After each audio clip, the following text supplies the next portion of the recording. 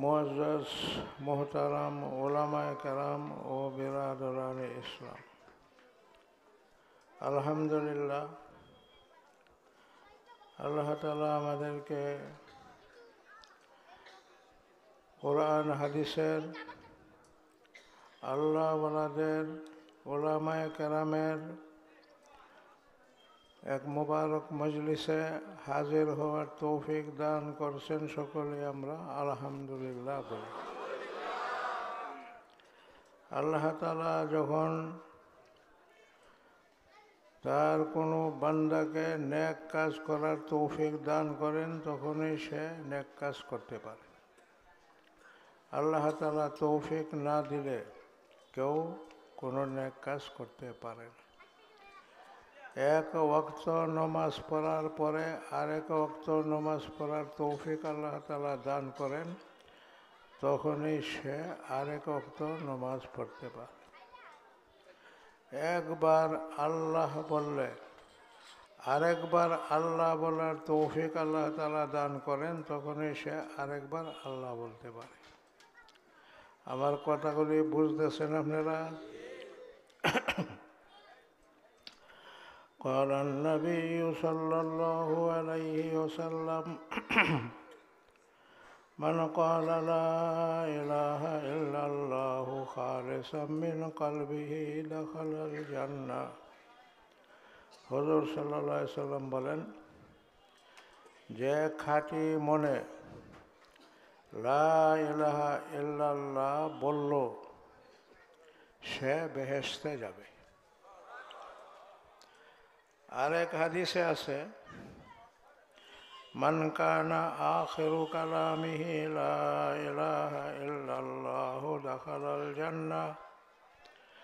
যার শেষ কথা লা ইলাহা ইল্লাল্লাহ হবে সে বেহেশতে যাবে। আরেকটা হাদিসে আছে,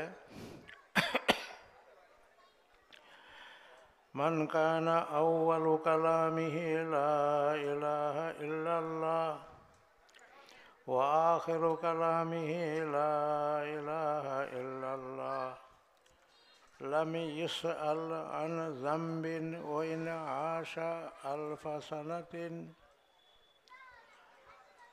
হুজুর সাল্লাল্লাহু আলাইহি সাল্লাম বলেন, যার প্রথম কথা লা ইলাহা ইল্লাল্লাহ এবং শেষ কথা লা ইলাহা ইল্লাল্লাহ, সে যদি এই দুনিয়াতে 1000 বৎসরও বাঁচে, এর মধ্যবর্তী সময় সে কি করলো না করলো তাকে জিজ্ঞাসা করা হবে না। মানে এই দুই লা ইলাহার ভিতরে যা আছে সব আল্লাহ তাআলা মাফ করে দেবে। তো যে লা ইলাহা ইল্লাল্লাহ খাঁটি মনে পড়ে, পড়ার সাথে সাথে তার দিলের ভিতরে আল্লাহ তাআলা একটা ঈমানের নূর দান করে। যারাই পড়ে লা ইলাহা ইল্লাল্লাহ খাঁটি মনে পড়ল, যখন তখনই তার দিলের ভিতরে আল্লাহ তাআলা একটা ঈমানের নূর দান করে। বুঝছেন কথাটা? এই যে ঈমানের নূর, আমরা যারা লা ইলাহা ইল্লাল্লাহ পড়ি সবার দিলের মধ্যেই আছে, কিন্তু আমাদের দিলের মধ্যে যে ঈমানের নূরটা আছে ওইটা তো আমরা দেখতেও পারি না, আমাদের অনুভব হয় না। কথা বলতেছেন? কারণ হইল যে এই ঈমানের নূরটা আমাদের গুনার জংকারের নিচে চাপা পড়ে গেছে। হাদিসে আছে, মানুষ যখন একটা গুনাহ করে তার দিলের মধ্যে একটা কালো দাগ পড়ে, আরেকটা করে আরেকটা কালো দাগ পড়ে, আরেকটা করে আরেকটা কালো দাগ পড়ে। এইভাবে দাগ পড়তে পড়তে দিলটা জংকারে ভরে গেছে। ইমানের নূরটা ওই জংকারের নিচে চাপা পড়ে গেছে। কথা বলি বলতেছেন। শায়খ আকবর মহিউদ্দিন ইবনুল আরবি অনেক উঁচু মানের আল্লাহওয়ালা ছিলেন, অনেক উঁচু মানের আলেমও ছিলেন, অনেক বড়। শায়খ আকবর মহিউদ্দিন ইবনুল আরবি অনেক দিন যাবৎ আল্লাহ তাআলার কাছে দোয়া করতেছে। আল্লাহ তাআলার কাছে দোয়া করতেছেন যে আল্লাহ, আপনার নবীর ইমানের নূর আমি দেখবার চাই। হুজুর সাল্লাল্লাহু আলাইহি সাল্লামের ইমানের নূর আমি দেখতে চাই, আমাকে দয়া করে দেখায় দিন। এই দোয়া অনেক দিন যাবৎ করতেছে। আরেকবার যখন উনি মুরাকাবায় বসলেন, আল্লাহর ধ্যান খেলে বসলেন, তখন ওনার দিলের উপর নূর অবতীর্ণ হওয়া শুরু হয়েছে। কিছুক্ষণ পরেই উনি বলতেছেন, আল্লাহ আমি আর সইতে পারতাছি না, আমার দিলটা এখন জ্বলে যাইব, আপনি দয়া করে উড়াই নি। কথাগুলি বলতেছেন আমার। তখন আল্লাহর পক্ষ থেকে ইলহাম হইল যে তোমার উপর যে নূর অবতীর্ণ করা হয়েছে এটা একজন সাধারণ সাহাবীর ইমানের নূর। যারা বড় বড় সাহাবী তাদের ইমানের নূর তো আরো তেজস্বী, আর হুজুর সাল্লাল্লাহু আলাইহি সাল্লামের ইমানের নূর তো তুমি কল্পনাই করতে পারবে না। তো সাধারণ একজন সাহাবীর, নিম্ন স্তরের একজন সাহাবীর ইমানের নূরকেই তুমি সহ্য করতে পারো না, তাহলে হুজুর সাল্লাল্লাহু আলাইহি সাল্লামের ইমানের নূর তুমি কি করে সহ্য করবে? কথাগুলি বুঝতেছেন তো? এই যে ইমানের নূর আল্লাহ তাআলা সব ইমানদারের দিলের মধ্যে দেয়া রাখছেন, আমরা দেখতেও পারি না, আমাদের এই রূহানি দৃষ্টিশক্তি নাই, আমরা অনুভবও করতে পারি না। কারণ ওই গুনার জংকারের নিচে পড়ে গেছে।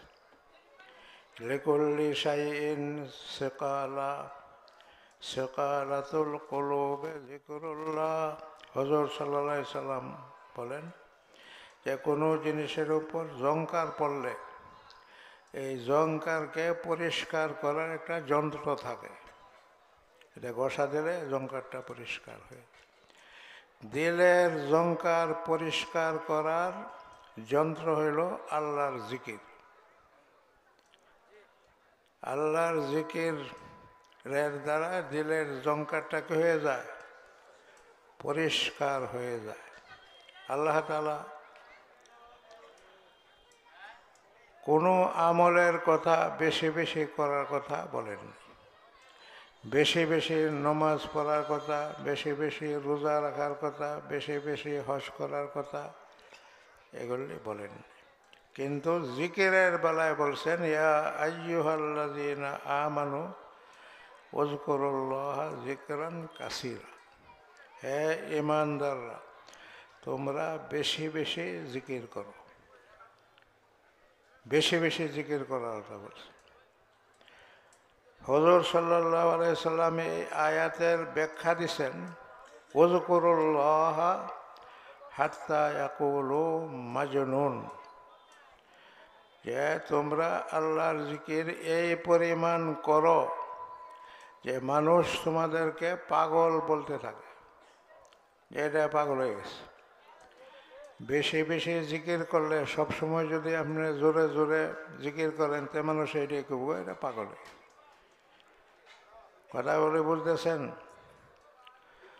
ওই জিকিরের দ্বারা দিলের জংকার দূর হবে, আপনার ইমানের নূর আপনি অনুভব করবেন। আপনার ঈমান তাজা হবে, ঈমান শক্তিশালী হবে। আমাদের ঈমান তো এখন দুর্বল ঈমান, অনেক দুর্বল। ঈমান দুর্বল থাকার কারণে আল্লাহ তাআলার সাথে আমাদের সম্পর্ক নাই বললেই চলে। ঈমান যখন তাজা হবে, আল্লাহ তাআলার সাথে আপনার সম্পর্ক তাজা হবে এবং কাছাকাছি হবে। কথাগুলি বলতেছেন? তখন সলাতুল হাজত পড়িয়া দোয়া করবেন, কাম হবে। খতম পড়িয়া দোয়া করবেন, কাম হবে। এইগুলি ছাড়াও যদি দোয়া করুন তাও কাম হবে। কথাগুলি বলতেছেন? কোনো কিছু পড়া ছাড়াই যদি দোয়া করুন তাও কাজ হবে। এখন তো আমরা কোরআন খতম করি, জালালি খতম পড়ি, ঠিক না? আরও কত ধরনের কত কিছু চেষ্টা করি, কোনোটাই কোনো কাম হয় না। কাম হয় না কারণ হইল আমরা দিল তো মরা, ঈমান দুর্বল, এর মধ্যে তো কোনো শক্তি নাই। বুঝতেছেন কথা? শাহজালাল রহমতুল্লাহ আলাইহের আজানের দ্বারায়, আজানটা আসলে শাহজালাল রহমতুল্লাহ আলাইহে নিজে দিছিলেন না, ওনার সাথে যারা আইছিল তাদের মধ্যে একজনে দিছিল। কথা বলছেন? ওই শাহজালাল রহমতুল্লাহ আলাইহের সাথীর আজানের দ্বারা গৌর গোবিন্দ রাজার রাজপ্রাসাদ ভাঙ্গিয়া চুরমার হইয়া পড়ে গেছিল। এটা তো ইতিহাস, বাস্তব। তো আমাদের আজানের দ্বারা তো একটা বালুর কোনাও লড়ে না। শাহজালাল রহমতুল্লাহ আলাইহি যে আজান দিছিলেন, আমরাও তো ওই আজানটাই দিই। তো ওনার আজানের মধ্যে এত অ্যাকশান, এত শক্তি ছিল, আমাদের আজানের মধ্যে তো এর 100 ভাগের 1 ভাগ শক্তিও নাই। কারণ কি? আমাদের দিলটা মরা, দিল দুর্বল, ঈমান দুর্বল। ঈমানের মধ্যে, রূহের মধ্যে কোনো শক্তি নাই। রসমে আজা রাহ গিয়া রূহে বিলালি না রাহি, ফলসফা রাহ গিয়া তলকিন গজ্জালি না রাহি। ঈমানের আজানের শব্দ, আলফার সব ঠিক আছে, কিন্তু শাহজালাল রহমতুল্লাহ আলাইহের আজানের মধ্যে যে রুহানি শক্তিটুকু ছিল, আমাদের আজানের মধ্যে ওই রুহানি শক্তিটা নাই। আমাদের কোরআন খতমের মধ্যে, জালালি খতমের মধ্যে ওই রুহানি শক্তিটুকু নাই। কথাগুলি বুঝতেছেন আমার?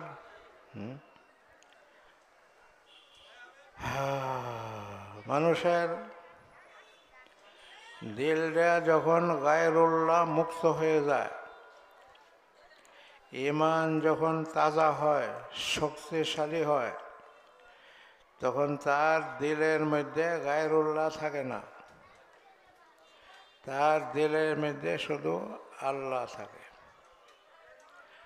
ওই সময় যদি সে আল্লাহ কয়, ওই আল্লাহটাই হইল ইসমে আজম। আল্লাহ শব্দটাই ইসমে আজম, কিন্তু আপনার দিলটা গায়রুল্লাহ মুক্ত হইতে হবে। ওই দিলের মধ্যে শুধু আল্লাহ আল্লাহ থাকবে, তখন এটা কি হবে? ইসমে আজম হবে। তখন আপনাকে বাধা দিবে, রুখবে এমন কোনো শক্তি আপনার সামনে থাকবে না। দাঁড়াও সেকান্দর সে ও মরদে ফকির আওলা, জিনকি ফকির মে হে বয়ে আসদুল্লোহা। দারা এবং সেকান্দর বাদশাহ,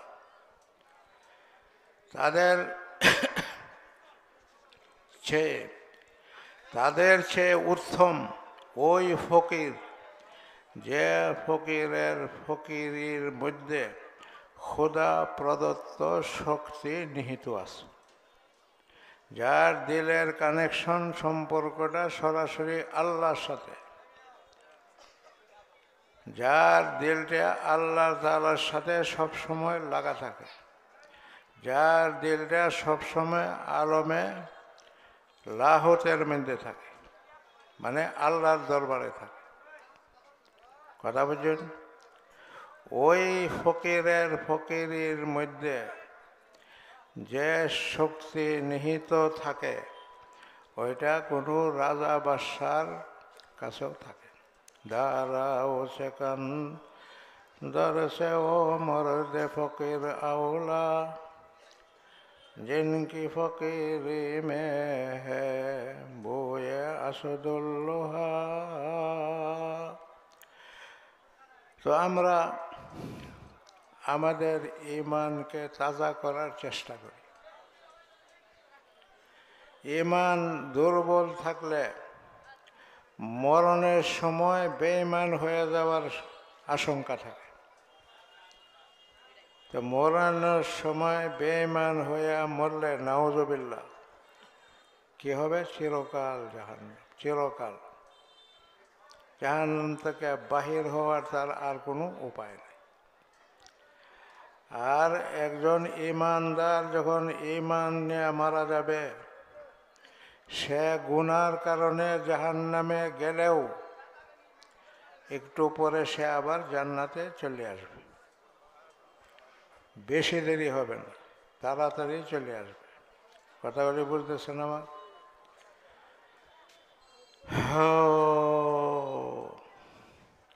এই জন্য ঈমান তাজা করতে হবে। আর ঈমান নেয়া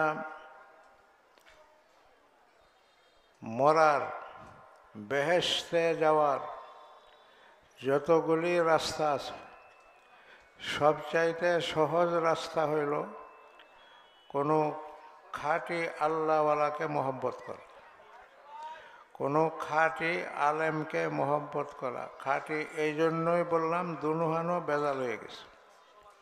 কথাগুলো বুঝতেছেন? তাই কোনো খাঁটি আল্লাহওয়ালার সাথে যে মহব্বত রাখবে, খাঁটি আলেমের সাথে যে মহব্বত রাখবে, সে অবশ্যই ঈমান নিয়ে কবরে যাবে। শুধু ঈমান নিয়ে কবরে যাবে শুধু তাই না, ওই আল্লাহওয়ালার সাথে, ওই আলেমের সাথে হাসর নসর হবে। ওই আল্লাহওয়ালার জন্য আল্লাহ তাআলা যে ফয়সালা করবেন, ওই সাধারণ লোকটার জন্য একই ফয়সালা হবে। কথাগুলি বলতেছেন? খুব ভালোভাবে বুঝবেন। ঈমান নিয়ে কবরে যাইতে হবে। মরণের সময় শয়তানে বেঈমান বানাইবার জন্য সর্বশেষ চেষ্টা করে। একটা লোকেরে বেঈমান বানাইবার জন্য, তার ঈমান নষ্ট করার জন্য সর্বশেষ চেষ্টা করে কোন সময়? মরণের সময়। ওই সময় এসে নানান ধোঁকা দিতে থাকে। তো যারা কোনো আল্লাহওয়ালাকে, কোনো খাঁটি আলেমকে মহব্বত করে, তারা ধোঁকা দিতে পারে। যারা কোনো কামেল পীরের মুরিদ, তারাও শয়তানে ধোঁকা দিতে পারে।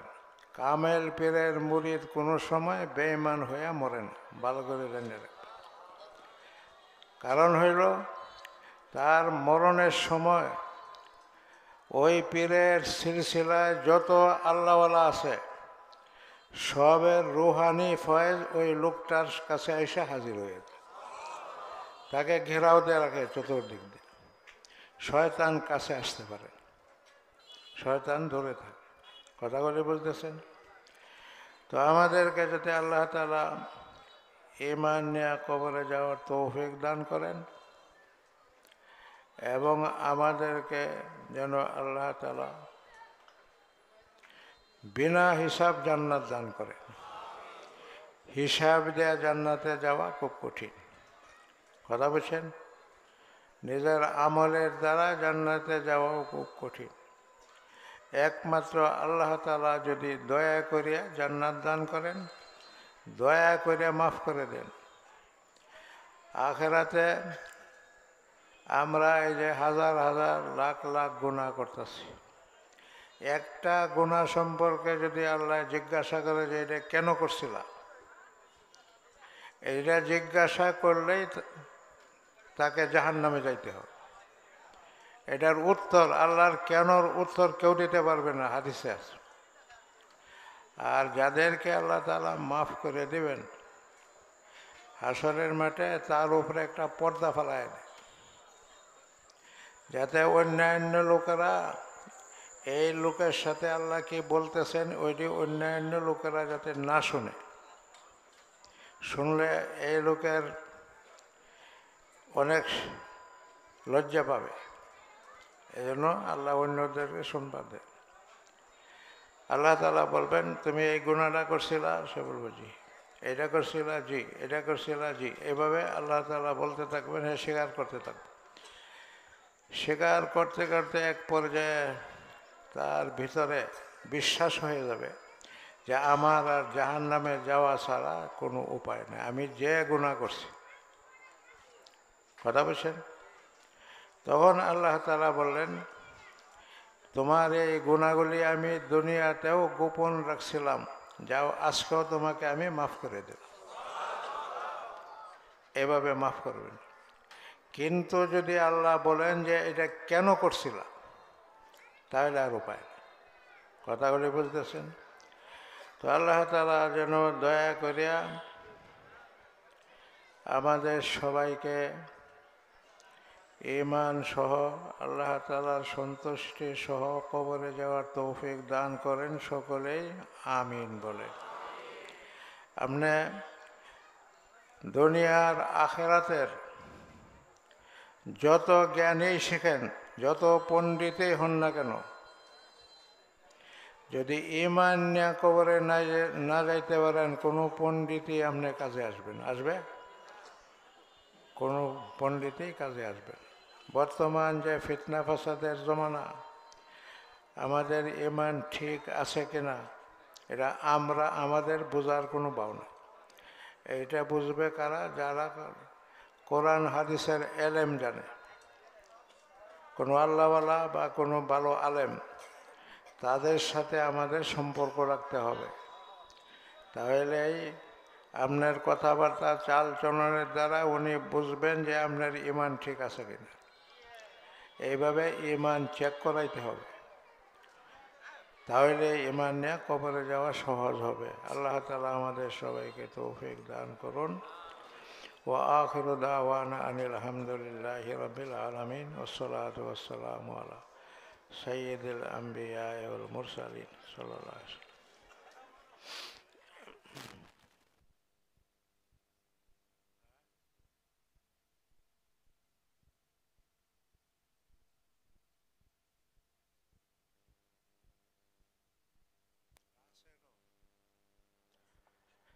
আচ্ছা, ঠিক আছে।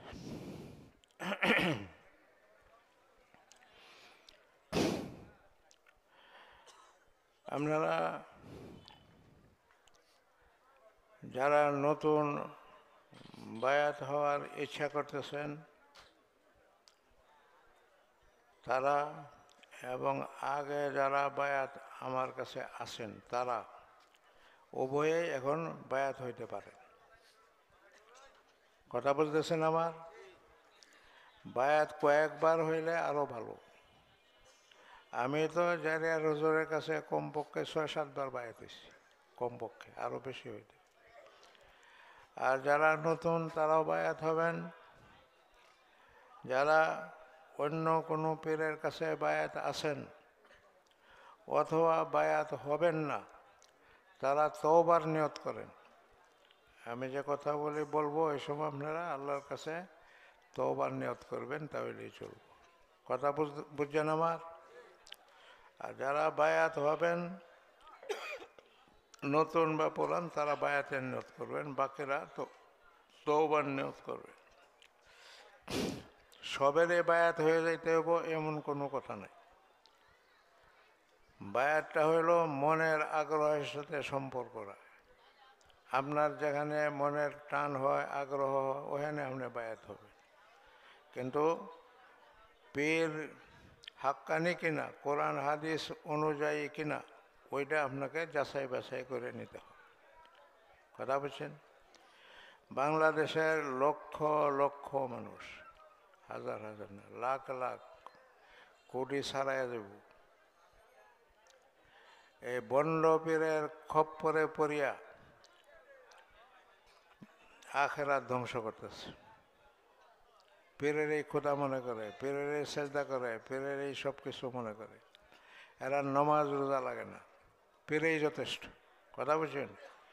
এই যে আকিদাগুলি, এগুলি জাহান নামে যাওয়ার আকিদা। সবসময় ভালোভাবে জানিয়ে রাখবেন, কোরআন হাদিস বিরোধী,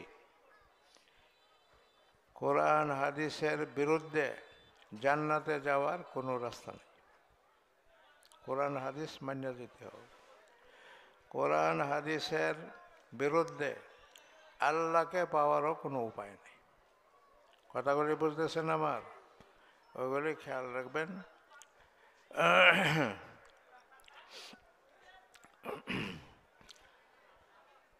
সকালে চক্ষু বন্ধ করে বসি। আমি যে কথাগুলি বলবো, আমার সাথে সাথে আপনারা একটু জোরে জোরে বলবেন। বিসমিল্লাহির রহমানির রহিম। লা ইলাহা ইল্লাল্লাহু মুহাম্মাদুর রাসূলুল্লাহ। আশহাদু আল্লা ইলাহা ইল্লাল্লাহু ওয়া আশহাদু আন্না মুহাম্মাদান আবদুহু ওয়া রাসূলুহু। আমি সাক্ষ্য দিতেছি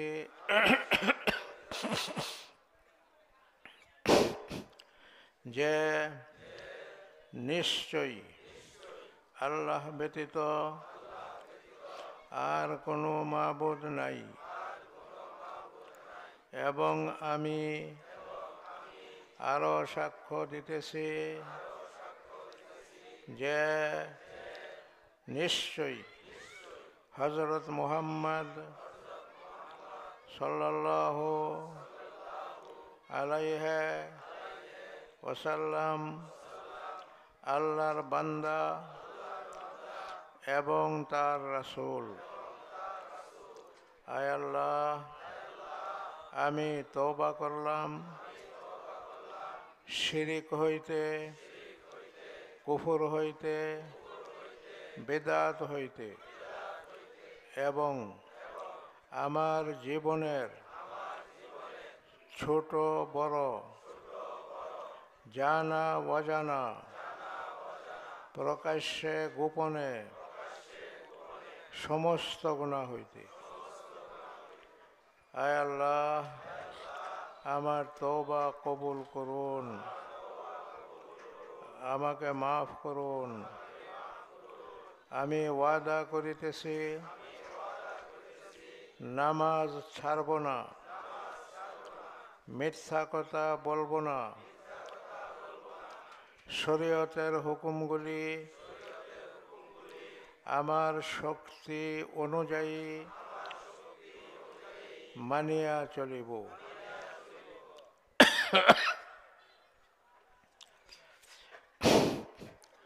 আমি চিশতিয়া সাবেরিয়া তরিকায় জারিয়ার সিলসিলায় বায়াত হইলাম। আয় আল্লাহ, আমার বায়াতকে কবুল করুন। এই সিলসিলার আউলিয়া কেরামের রূহানি ফয়েজ আমাকে নসিব করুন।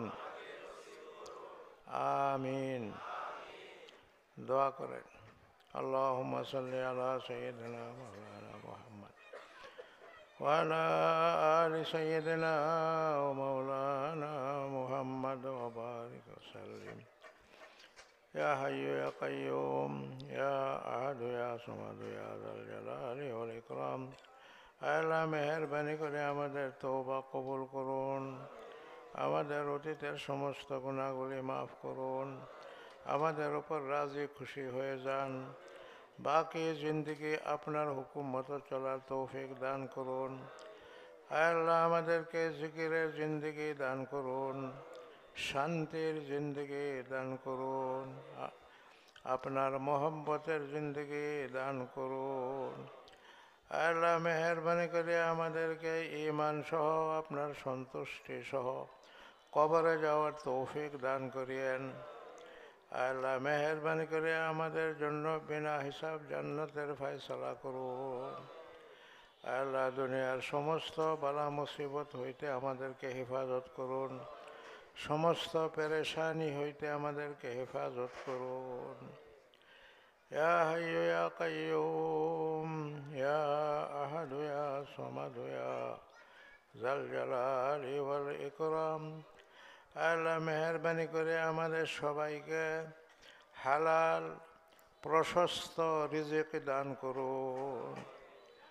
ইয়া হাইয়্যু ইয়া কাইয়্যুম ইয়া আহাদু ইয়া সামাদু ইয়া যাল জালালি ওয়াল ইকরাম।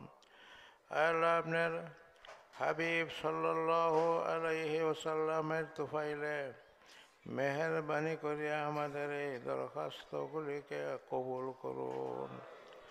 রব্বানা তাকাব্বাল মিন্না ইন্নাকা আনতাস সামিউল আলিম ওয়া তুব আলাইনা ইন্নাকা আনতাত তাওয়াবুর রহিম। وصلى الله تعالى على خير خلقه محمد وعلى آله وصحبه أجمعين برحمتك يا أرحم الراحمين.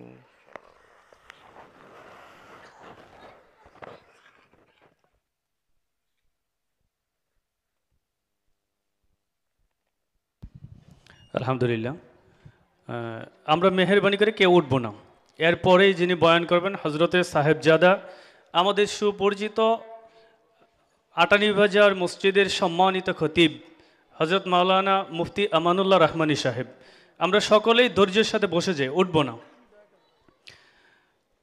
সম্মানিত হাজিরিন, আমরা এই পর্যন্ত শায়েকের জবান থেকে যে কথাগুলো শুনলাম, প্রতিটা কথাই আমাদের জীবনের পাথে।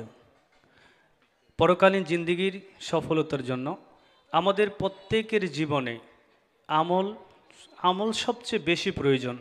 এই জন্য আমরা যেন বেশি বেশি আমল করতে পারি। আল্লাহ তাআলা তৌফিক দান করুন।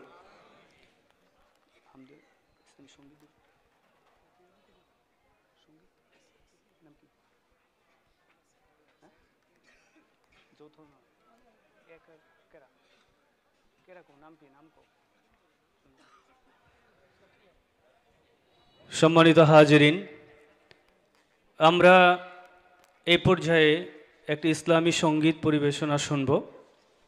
আল মাহাদ ইসলামী শিল্পীবৃন্দ আপনাদের সামনে উপস্থাপন করবেন।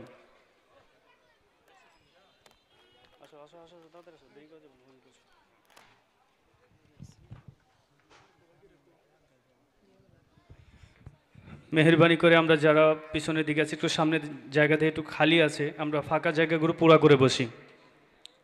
মেহেরবানি করে একটু উঠে সামনের জায়গাটা পুরা করে বসি, যাতে পিছনের যারা আসবেন তাদেরকে বসার জন্য সুযোগ করে দেই।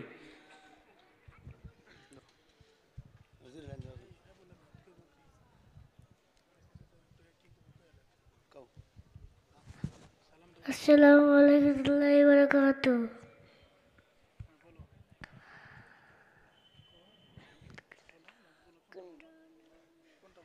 দাদে পাল তুলে দে মাঝি হেলা করিস না, দাদে পাল তুলে দে মাঝি হেলা করিস না, ছেড়ে দে নৌকা মাঝি যাব মদিনা, ও তুই ছেড়ে দে নৌকা মাঝি মদিনা। মক্কায় নবী এলো মায়া মিনার ঘরে, আসিলে হাজার মানিক কাদিনে মুক্তা জোরে, দয়াল আল্লাহ যার সহায় তার কিসের ভাবনা, দয়াল আল্লাহ যার সহায় তার কিসের ভাবনা। ছেড়ে দে নৌকা মাঝি যাব মদিনা, ছেড়ে দে নৌকা মাঝি যাব মদিনা। আসসালামু আলাইকুম ওয়া রাহমাতুল্লাহি ওয়া বারাকাতুহু।